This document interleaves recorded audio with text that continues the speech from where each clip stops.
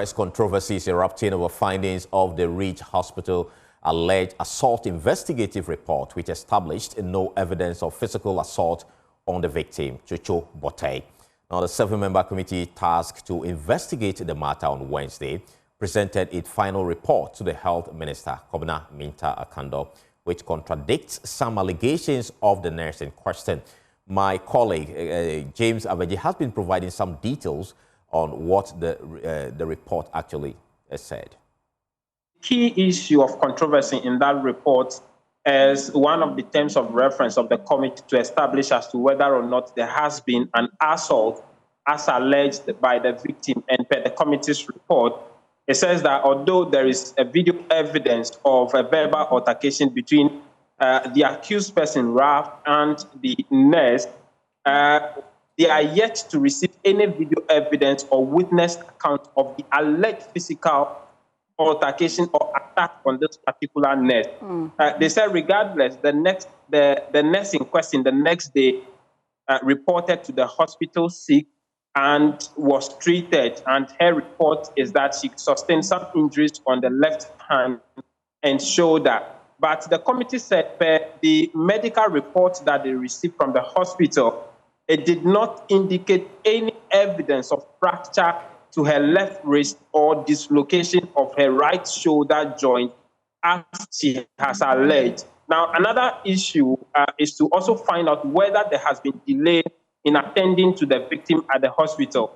The committee report says there is no delay in attending to the patient with suspected head injury, who was the reason behind the agitation by Ralph and the motorbike riders. However, it was found out that all the diagnostics imaging equipment, including X-ray, CT scans, MRI, and others, were faulty and non-functioning.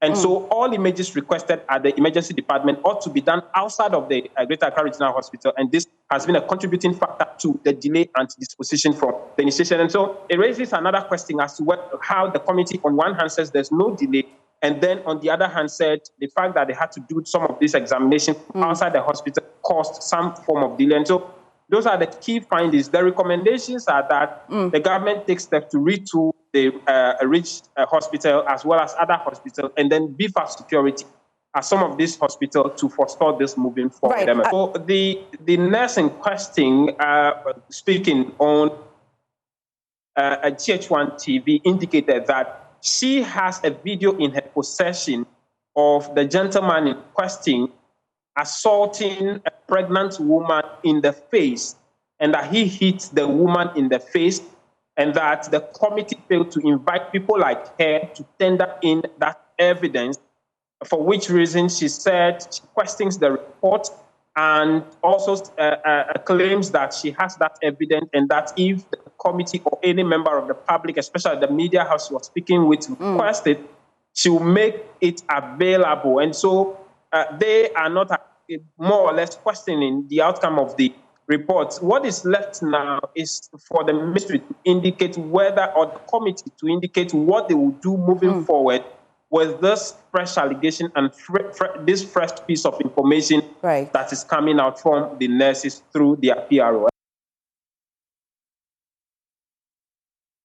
Now let's do some environmental stories, because the era of the popular takeaway pack may soon be over, as the government takes steps to phase out styrofoam in the country. The move follows concerns over the filth it leaves in the environment and the choking of gutters. Border checks have already been mounted while intensive stakeholder engagement continue. My colleague Maxwell Aklobotu has been speaking with the Chief Executive Officer of the Environmental Protection Authority and brings us this report. Styrofoam packs, popularly known as takeaways, have long been a common choice for food packaging across the country.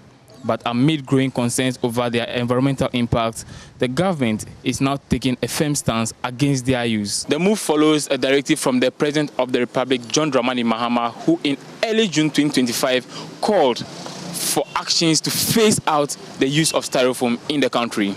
Speaking at the inauguration of the Environmental Protection Agency and the Ghana Atomic Energy Commission's board, the Chief Executive Officer of EPA, Professor Amma Brown Kluche, told Joy News that the agency is already engaging key stakeholders to facilitate the ban of the use of styrofoams. We have started engaging stakeholders, the Ghanaian public who use the styrofoams, to start looking for alternatives to the styrofoams. So our next is to issue official letters and do media engagement as well on it. For now, what we are doing is engaging those stakeholders. So our next step is issuing official notices to all Ghanaians on that, and then we see to the ban. We believe that though the president has stated it, we need to engage stakeholders in the disuse of it before we go on the complete ban. She further noted that inspection offices have been established at various border points as part of efforts to prevent the importation of styrofoams into the country. We've set up offices at the port of entry into Ghana. So currently we have a physical space at Tema Port, which is the main entry, and then we'll have other spaces at the other port of entry, the landed ports, Aplao, Paga, Elubo, all these areas. We are going to have physical presence there so that we monitor closely item that comes in. The EPA says it remains committed to enforcing policies that protect the environment. Reporting for Joy News, Maxwell Aklobotu, Accra.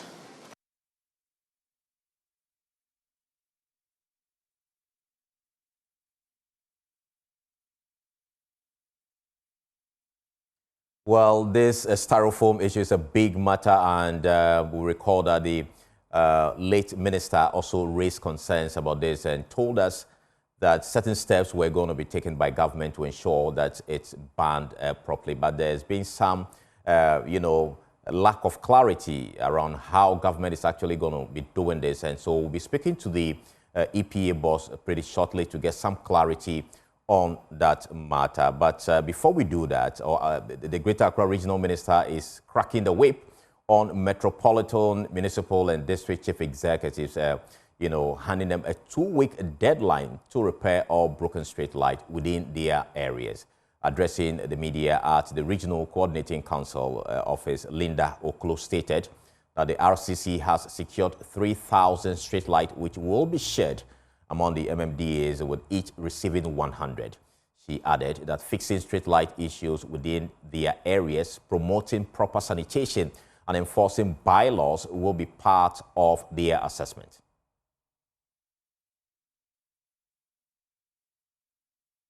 Well, we'll bring you that story shortly. But joining us via Zoom is the Chief Executive Officer of the Environmental Protection Authority, Professor Nanama Brown-Cloche. Grateful for your time here on the pulse. Now, Prof, the EPA has begun stakeholder engagement and set up border inspection offices to actually curb the styrofoam import.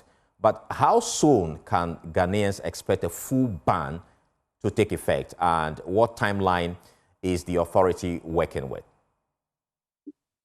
Thank you very much, and good evening to your viewers. We have started the stakeholder engagement towards the phase-out of styrofoams in Ghana. Thus, we received a directive from the President of Ghana, His Excellency John Dramani Mahama, during the World Environment Day. So it was announced for every Ghanaian to hear. What we are doing at EPA is to gradually engage our stakeholders, engage all Ghanaians, the producers of styrofoams, to phase out. As I said, we are approaching this slowly because we believe that we need to engage our stakeholders before we finally ban it. So we are engaging and advising that they look for alternatives to the packaging.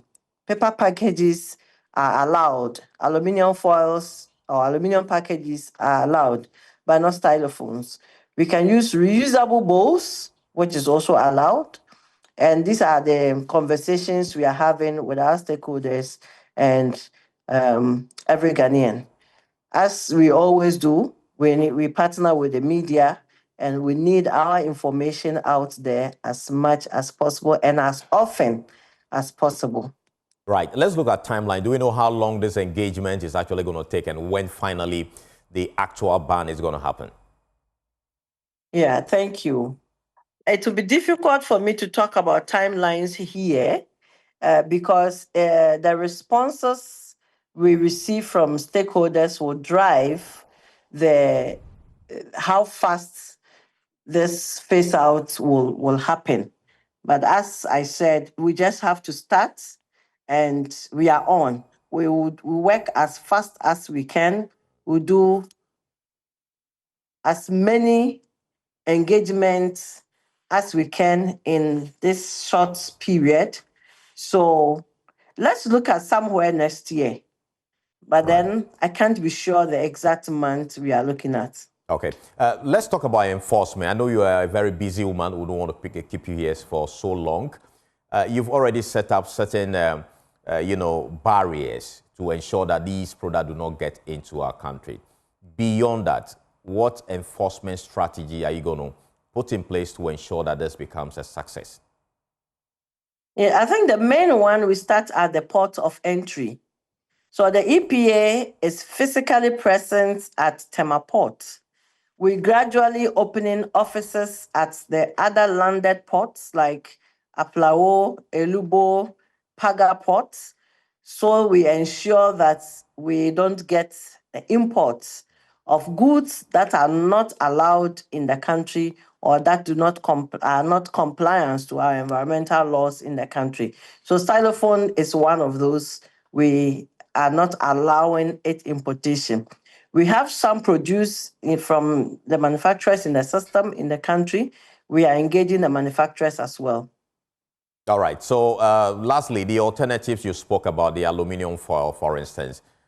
Is there any arrangement to get it as an immediate replacement? Maybe you speaking with local producers or import. We need some clarity on that one. Yeah. Actually, our preferred option is the paper, which is biodegradable, not actually the aluminum foil. But in the meantime, we allow the use of both paper and aluminum, but we prefer the use of paper packaging. We've seen companies using these paper packages for food, and very soon we are going to name and, should I say, praise or commend those companies very soon. We are compiling the list. Some restaurants, some hotels are using paper packaging, and even the manufacturers of these paper packages. We know that currently Ghana Rubber Company produces paper packages for use, and they have already gone the alternative way to rubbers, and this is what we are encouraging the system. Thank you so much, Professor Kluche, for speaking to us here on The Pulse. Now, let's bring you back our earlier story. The Greater Accra Regional Minister is cracking the whip on metropolitan, municipal, and district chief executives, handing them a 2-week deadline to repair all broken street lights within their municipalities. Now, addressing the media at the Regional Coordinating Council here in Accra, Linda Oklu stated that the RCC has secured 3,000 street lights, which will be shared among the MMDAs, with each receiving about 100. Through engagement with the Ministry of Energy, I am pleased to announce that we have secured 3,000 street lights, and every MMDA will receive 100 pieces. It doesn't mean that the fact that we are giving, we are not going to purchase. The Assembly must also purchase some in order to make sure that all the streets within your district are what? Are lighted. Let me be clear. You have 2 weeks only to ensure that every single one of those lights is fixed. No excuses, no delays. I will personally monitor this directive, and let me serve this notice. Any chief executive who fails to comply will be exposed and reported. If you cannot manage this basic task, then you have no business occupying that office. Linda Oklu also cautioned MMDCs against abusing their offices and resources. She has warned them not to assign personal assistants to perform official duties or not to turn their offices into grounds for partisan engagement. Some of you have surrounded yourselves with personal assistants who have virtually taken over your official responsibilities. If you have decided to bring PAs, let them be clear. Their roles is strictly to help you organize your schedules, manage your time, and provide administrative support. Your PAs are not to approve documents on giveaways and not to represent you at official meetings. This must stop immediately. Assemblies cannot run by unelected, unappointed individuals hiding behind your authority. Furthermore, I have reports that many of you have also turned your official offices into party meeting grounds, filling them with unauthorized officials and visitors, while your staff, the very people who are supposed to lead, are denied access to discuss official matters. This is abuse of office and is unacceptable.